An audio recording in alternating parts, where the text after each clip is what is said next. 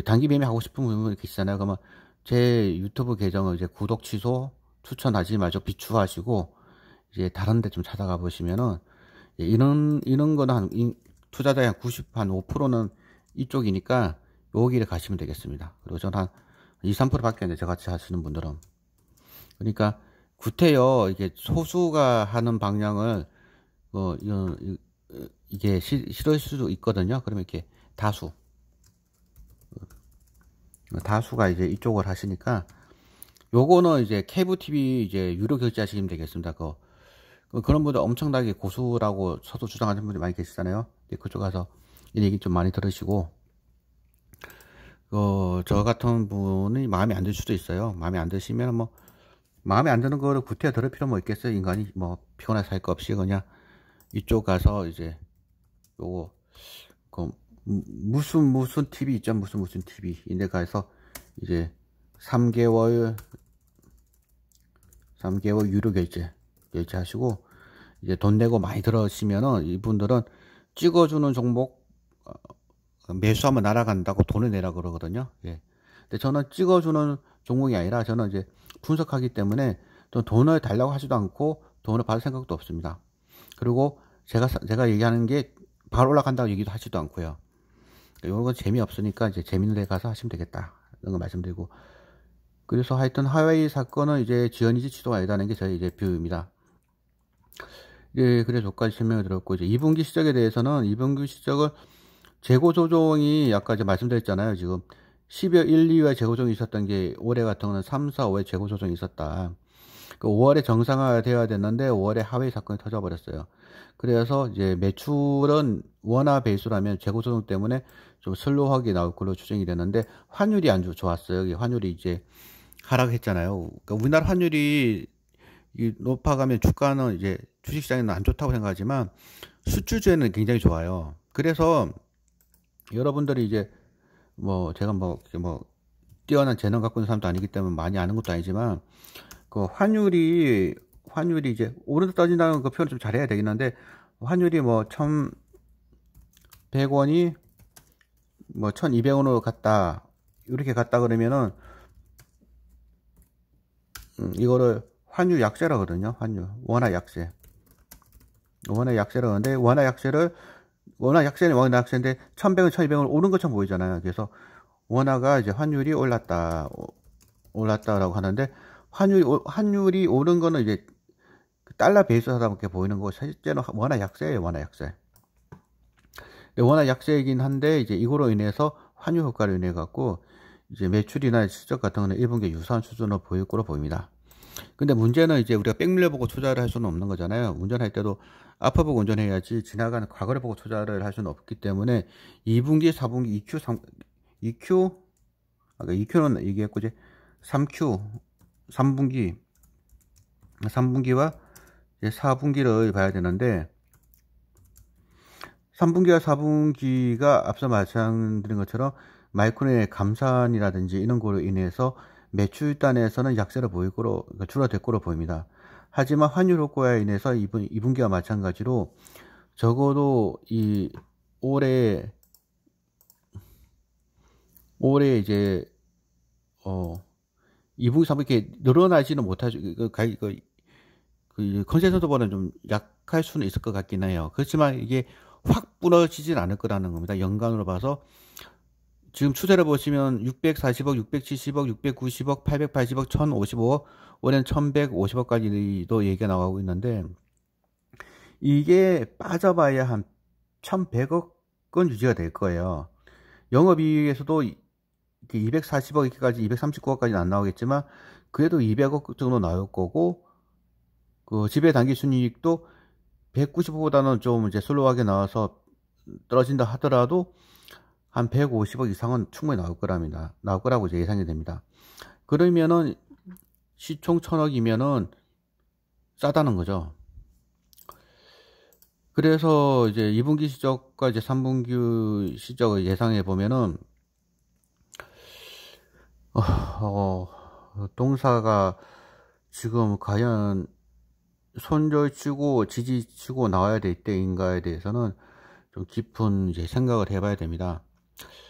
근데 뭐 제가 자신 있게 지금 매수해야 된다라고 이제 말씀을 드리기도 어려운 게, 이제 뭐 마이크론이 감산한 건 분명한 사실이고, 그렇다 보니까 또 지연이 되고 있는 것도 분명한 사실인데, 언젠가는 분명히 그 언젠가가 언제인지는 모르겠어요. 하지만 이제 5G 투자를 하지 아니할 수는 없기 때문에, 그걸 하는 시점이 된다면 다시 이제 그 불이 붙을 수 있다는 거죠. 그래서 이런 거를 우리가 뭐 투자를 할 때, 뭐 제가 뭐 이번에 엊그저께인가요, 이제 그 신과 함께 나와서 뭐 얘기 좀 했더니, 뭐 내가 하는 거마다 전부 다 별로던데 어떻게 돈을 벌었지, 막 그렇게 얘기하더라고요. 어떻게 돈을 벌었냐면은, 이때 사서 이때 팔고 이때 사서 이때 파는 분들은 이제 돈을 못 벌었을 거고, 뭐 이때 사서 이때 팔아도 돈을 못 벌었을 거잖아요. 그런데 이거 좀 길게 보는 사람도 있어요, 저처럼. 길게 봐서 뭐 2월 초에 사서, 언제가 2월이 2월 초에, 2월이면 이때잖아, 이때 이때 산 사람들이 있거든. 이때 사서 높을 때 이제 높아갈 때 비중을 좀 줄였다가 또 내려오면 또 생각하면서 비중을 또 늘렸다가 이렇게 하는 사람은 돈을 벌어요. 그래서 돈을 버는 거예요. 그게 무슨 말인지 이해 못 하실 것 같은데, 그러니까 또 뭐 제가 이때 샀다 그랬잖아요. 근데 이때 사서 이때 팔고 이때 사서 이때 팔고 뭐 이렇게 단타 치시는 분들도 계시는데, 그 사이즈가 좀 커진 친구들은 뭐 저도 그렇게 작다고 할 수는 없을 정도는 하거든요. 하면은 한 번에 사고 한 번에 팔 만큼의 이제 거래량이, 이것도 거래량 보세요. 이게 6,000원이잖아요. 그럼 6,000원, 6만, 60만, 600만 원. 한호가에 살 수 있는 거 해봐야 1,000만 원이 안 돼요. 그죠? 그런데 이걸 한 3억 갖고 있다 생각해 보세요. 이거를 한 번에 사고 한 번에 팔 수 있는지. 그래서 이제 좀 뭐 많이 싸질 때는 좀 사 모았다가 좀 올라가면 좀 팔았다가 또 내려가면 또 샀다가 이렇게 하거든요. 그러니까 이제 뭐 이렇게 좀 이때 좀 샀다가 올라가면 좀 팔았다가 또 떨어지기 기다렸다가 또 샀다가 이렇게 이제 하면은 돈을 벌 수가 있는데, 이거를 그냥 맨날 요거 이제 쳐다보면서 그냥 그 3개 나왔으니까 매도, 뭐 3개 올라가니까 매수, 3개 올라갔으니까 매수, 거래량 요렇게 하시는 분들, 예, 그렇게 많이 하시고요. 이제 더 얘기는 안 나가겠습니다. 하여튼 그래서 그렇고, 그 다음에 이제 그 동사가 하고 있는 게 비메모리 반도체 쪽에 들어가는 건데, 이거는 지금 성장을 하고 있어요. 비메모리 쪽은. 그래서 동사를 이제 그 메모리 쪽이 이번에 메모리 부분에 대해서 이런 부분이 있어서 비메모리가 있으니까 요게 좀 커버되지 않을까라고 얘기를 하긴 하는데, 이게 생각보다 매출 비중이 크지는 않아요. 그래서 이거 결정타는 이 메모리 부분, 이 부분이고, 비메모리 부분은 그냥 뭐 크진 않다. 하지만 뭐 영 매출이 없는 건 아니기 때문에 이 부분에 대해서는 그냥 뭐 옵션 정도 생각하시면 될 것 같고, 그 동사의 경쟁력의 핵심은 품질 관리와 신뢰성, 허용 공차라고 있어요. 허용 공차라는 게 뭐냐면은 고객사 쪽에서 앞서 밑에 말씀드렸잖아요. 이게 99.99하고 99.9는 차이가 크다고 말씀드렸잖아요. 그래서 99.9% 신뢰도의 제품을 공급해 달라 했다가 회사와 거래를 하면서, 야, 그걸 좀 99.9를 99.99까지 올려줄 수는 없겠니? 뭐 이런 식으로 얘기를 한다는 겁니다. 그래서 허용 공차를 좀 높이는 방향으로 지금 그 고객사의 신뢰를 형성해 가면서 많은 고객사들을 지금 뭐 맡아서 지금 회사를 운영해 가고 있는데, 이 부분의 신뢰성이 높다 보니까 이렇게 안정적인 이제 성장을 지금 보이고 있다라고 지금 보여집니다. 안정적인 성장이 이루어지고 있잖아요. 그죠? 그래서 제 시장에서 겁나는 거는 요런 거거든요. 이게 영업 이제 단기 순이익에 적자 나오고 이런 일이 이제 이제 투자자로서는 겁이 나는 일인데, 현재로서는 아직까지는 그렇게까지 이제 보이지는 않습니다. 두 번째는 이제 애프터 마켓과 비포 마켓인데, 동사는 철저하게 비포 마켓 위주거든요. 그 비포 마켓과 애프터 마켓의 차이라는 거, 이제 자동차를 보시면은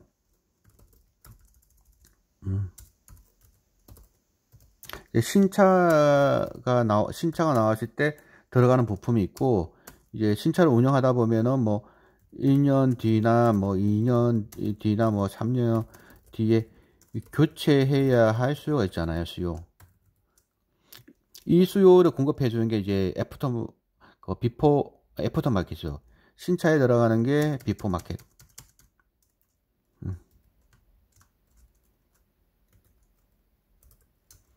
그리고 이제 교체 수요가 이제 애프터 마켓인데, 아니, 틀렸네, 이거. 애프터, AS, 애프터. 또 헷갈리네, 또 이거.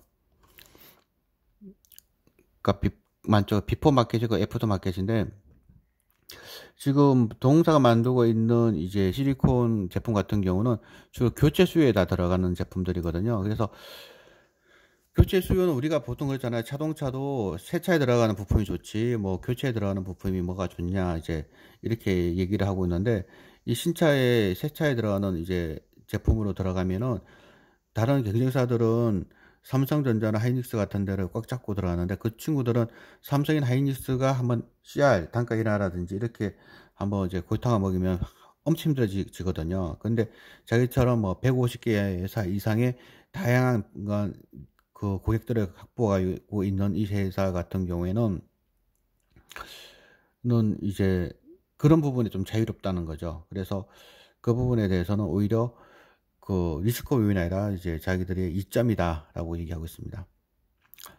그래서 이 부분은 또 조금 말씀을 드렸고요. 그 다음에 우리나라 기업 문화와 해외 기업 문화, 이것도 제가 좀 설명을 드리자면은, 아까 말씀드린 이런 부분들이었어요. 수요 부분. 이거에 대해 왜 말씀을 드렸냐면은, 삼성전자나 이제 하이닉스 같은 경우에는 이제 요거도 좀 어떻게 보면 말씀드려야 되나, 이거 그 동양적인 기업이라고 했나요? 동양적 기업 문화가 있고, 그 마이크론 같은 회사는 이제 서양적 기업 문화가 있잖아요. 근데 동양적 기업 문화는 우리나라 그 황제가 있고 제후국이 있고 그리고 뭐 이렇게 쭉 나가잖아요, 이게. 그러다 보니까 그 상하 관계, 그래서 뭐 1차 뭐 공급사, 2차 공급사, 3차 공급사를 가면서 갑과 을의 관계인데, 서양 쪽 기업 문화는 황제국 제국이 아니라 동등한 국가 관계, 그래서 평등 관계라는 겁니다. 그래서 부품사도 다변화를 시켜서 수직이 아니라 수평적인 관계. 그렇다 보니까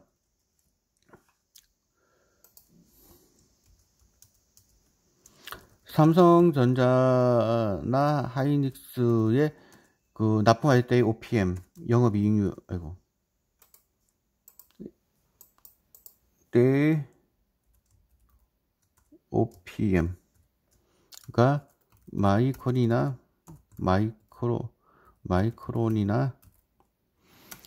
인텔의 OPM, 영업이익률이 틀리다는 거예요. 그래서 동사가 집중하고 있는 거는 이 해외 시장을 더 집중하고 있는데, 그 이유는 그 갑질이 없다, 별로. 갑질이 별로 없고, CR 단가 인하가 낮다. 근데 요거는 이제 갑질 더하기 CR. 그래서 이제 이쪽 그 애프터 마켓 쪽에 이제 집중을 하고 있었는데, 이거 좀 잘못 쓴 것 같아요. 이거 빼버려. 그래서 이제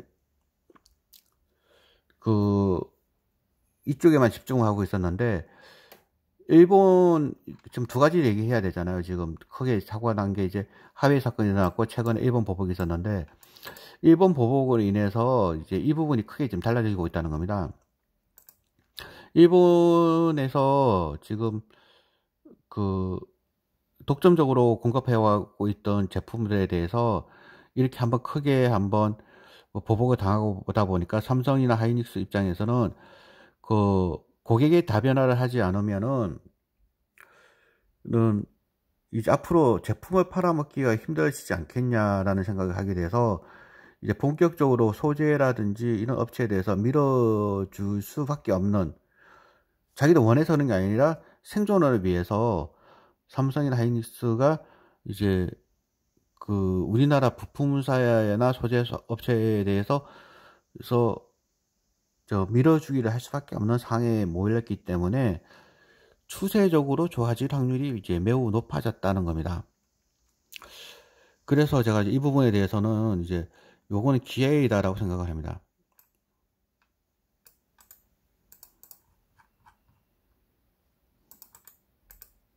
이번 보복은 매우 좋은 기회다. 이제 왜 이렇게 이제 좀 다소 이제 그 이해하기 어려운 말씀을 하시냐면은, 제가 주했던 이제 오이 솔루션 같은 기업도 투자 아이디어가 뭐였냐면은, 인도나 이런 쪽에 통신 장비가 잘 팔렸거든요. 그 잘 팔린 이유를 봤더니 중국의 사드 보복 때문인 거예요. 그 이유는 왜 그러냐면, 오이솔루션 제가 동영상도 있으니까 한번 쭉 보시면 그 자세히 설명해 드렸습니다. 중국이 우리나라에만 사드 보복한 게 아니라 중국과 국경을 맺는 모든 나라한테 다 하고 있거든요. 베트남부터 인도까지 전부 다. 그러다 보니까 인도나 베트남이나 필리핀이 중국 군사에서 가장 중요한 중국 장비를 쓰고 싶겠냐고요. 그러니까 중국 거를 못 쓰게, 하웨이 걸 못 쓰게 되니까 한국의 기회가 와버린 거예요. 노키아의 기회가 온 거고, 노키아가 삼성전자의 기회를 준 거고, 삼성전자는 오이솔루션의 기회를 준 거예요. 그럼 이제 일본에서 그 소재를 갖고 보복을 시작하면 어떤 일이 생기냐면은, 삼성전자 하이닉스 입장에서는 일본 거에다가 이렇게 앞서 설명드린 것처럼 수율이 좋은 일본 거 있잖아요. 이거 쓰다가 지금 낭패를 당한 겁니다. 그러다 보니까 우리나라 거를 국산화를 하지 아니할 수 없게 되었기 때문에, 오히려 일본의 보복으로 인해서 우리나라의 소재 업체들한테는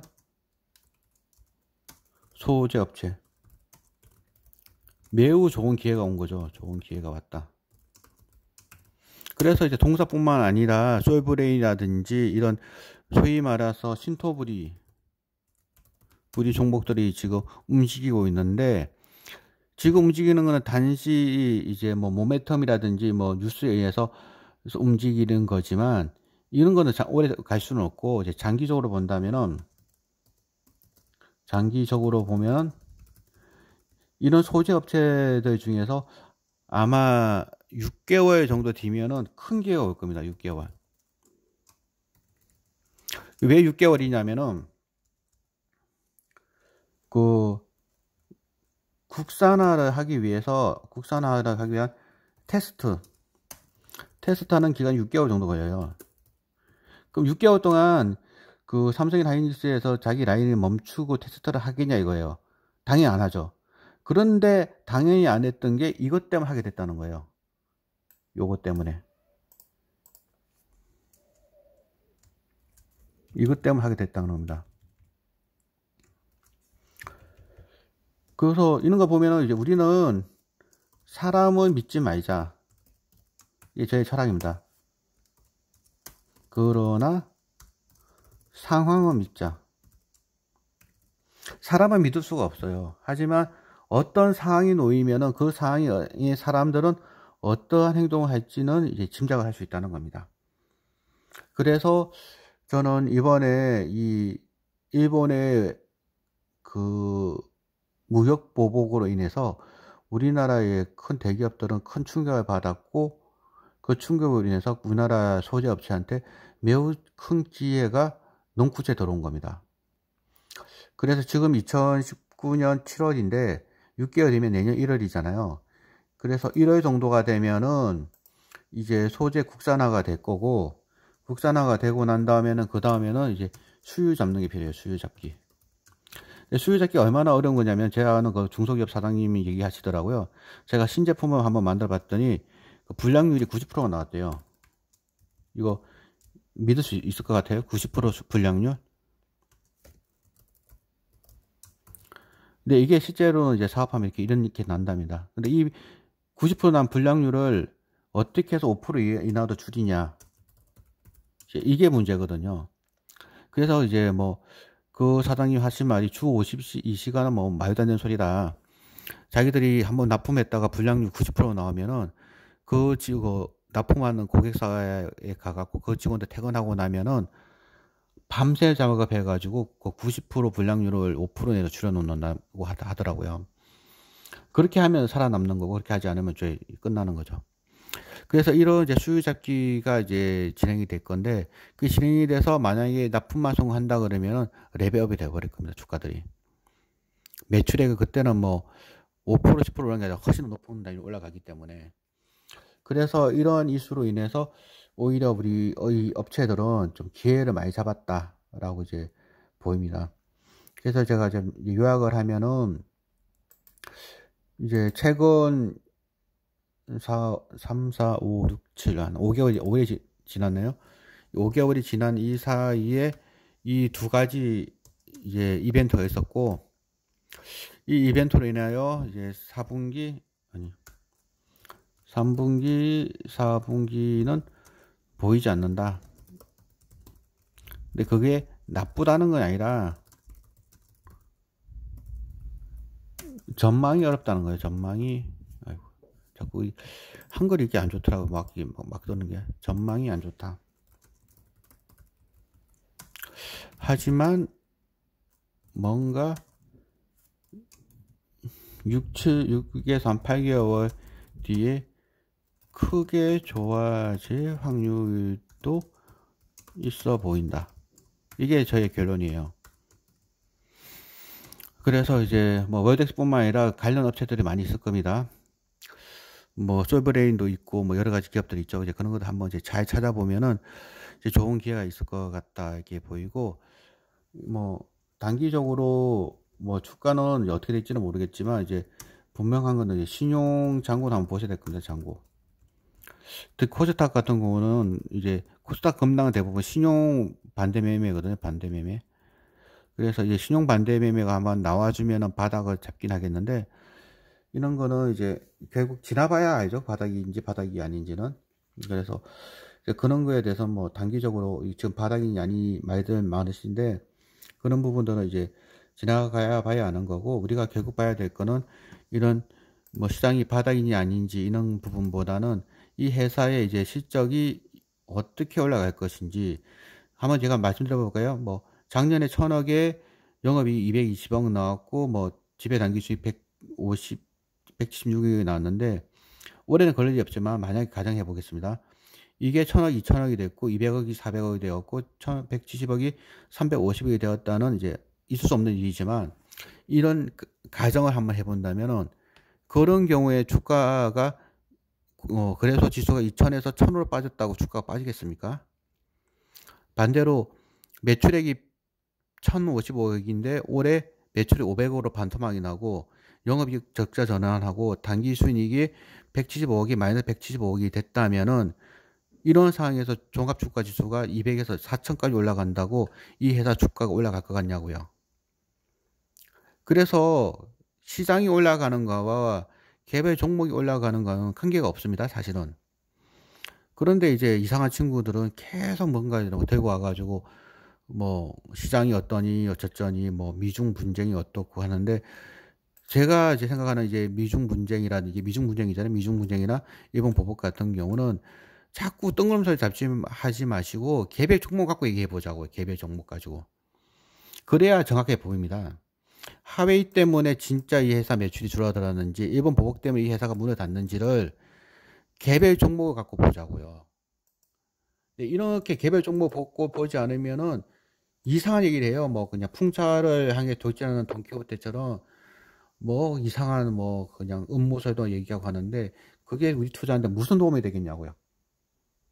그래서 제 주장은 이런 이벤트로 인해서 반도체 업종이 좀 달라지고 있다라는 것을 이제 인식을 하고, 앞으로 한 6개월 정도 더 지켜보고 내년에 또 한 내년 초쯤이나 올해 말쯤에 한번 또 업데이트 할 수 있으면 또 업데이트 해가지고 그 사이에 또 어떤 변화가 있었는지를 한번 모니터링 해봤으면 좋겠습니다. 30분에 AS를 해드리겠다는데 벌써 1시간이 넘어버렸네요. 근데 유튜브가 좋은 게 뭐 시간에 관계가 없잖아요. 그래서 말씀을 드리고, 제가 또 팟캐스트 나갔을 때도 저는 엊그저께 이제 신과 함께 나갔는데 그때 저는 그 7시부터인가 6시 반부터 한다 그래서 내가 한 10시까지 할 생각으로 갔는데 그게 또 뭐 제한이 있나 보더라고요. 거기는. 그래서 오래 말씀을 못 드렸는데 뭐 이거는 뭐 제가 하는 거는 마음대로 올릴 수 있으니까 기회 한번 올렸습니다. 그러면 다시 우리 또 예쁜 꽃을 보면서 인사드리고 마무리하겠습니다. 요 꽃이 우리 와이프가 꽃꽂이를 만든 건데요. 이게 마음이 안 든다고 하더라고요. 아니, 더 좋은 꽃도 만들 수 있는데 이 꽃이 뭐 마음에 안 드는데, 하여튼 오늘 오전에 꽃이 온다 그랬는데 아직까지 꽃은 오지 않았습니다. 투자할 때 뭐 흔들림이 없으면 자기만의 밸류 스탠다드가 필요하다고 하죠. 나는 어떤 지표를 보고 투자를 한다, 뭐 이런 확실한 자기만의 철학이 있다 그러면은 시장이 좋든 나쁘든 꾸준한 수익을 낼 수 있지 않을까 제 생각이 들고요. 뭐 코스닥이 붕괴된다 안 붕괴된다 뭐 말들 많은데, 코스닥이 붕괴돼도 오를 종목은 오르고 코스닥이 급등을 해도 안 오를 종목은 안 오릅니다. 그래서 너무 좀 이제 걱정도 하지 마시고, 만약에 코스닥이 붕괴돼서 망하는 분은 사실 없어요. 종목이 집해서 망하는 거지. 자기 보유 종목 중에서 너무 힘들거나 하면은 비중을 편해질 때까지 확 줄이는 것도 좋은 방법입니다. 그래서 너무 이제 힘들게 투자하지 마시고 적절하게 좀 자기의 투자 성향과 자금 관리를 잘 하셔서 성공 투자하시길 바라겠습니다. 오늘 투자는 여기서 마무리 짓고요.